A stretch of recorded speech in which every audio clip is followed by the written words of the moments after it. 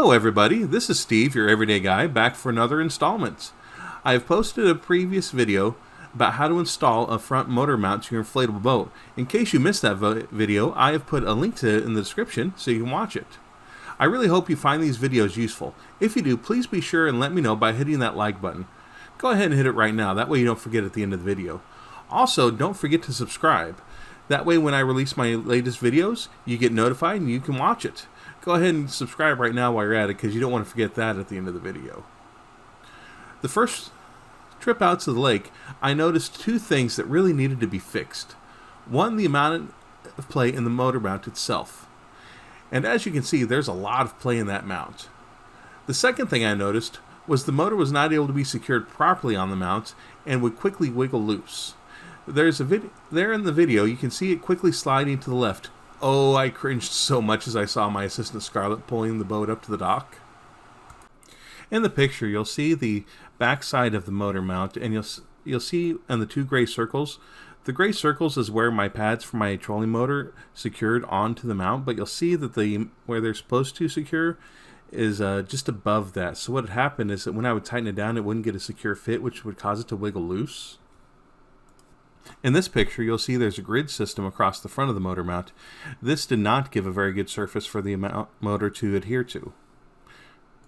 Here you can see how I solved both of the issues.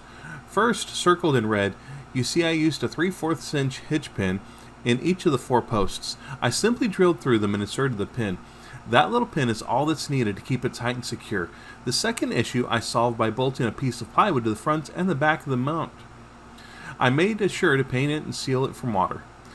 In the picture, you may have also noticed that I went ahead and mounted my navigation lights to the side of the motor mount.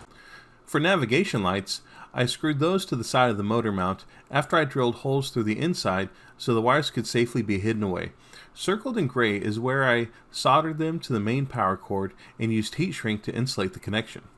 Here we are out at the lake. You can see we've got the motor set up there along with the lights. That we've got our front navigation lights on there, and it's a great way in which vessels will be able to see us. And I've got it set up to a quick connect, so when I need to unplug it, it's nice and easy. So there's the front of the boat with the front mounted trolling motor. I've got an extension set up for the fish finder. That way I've got a lot better view of it while I'm trolling around the lake. Kind of giving an idea of the setup and the speed. So right there you can see the GPS speed. If I turn on the trolling motor on speed 2, kind of get us out of here.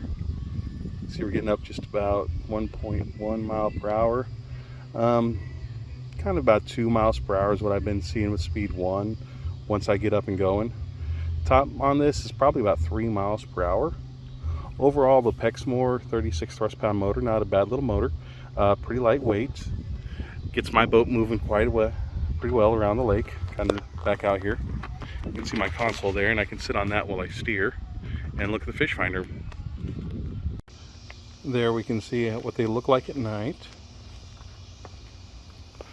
So that should provide the proper amount of illumination.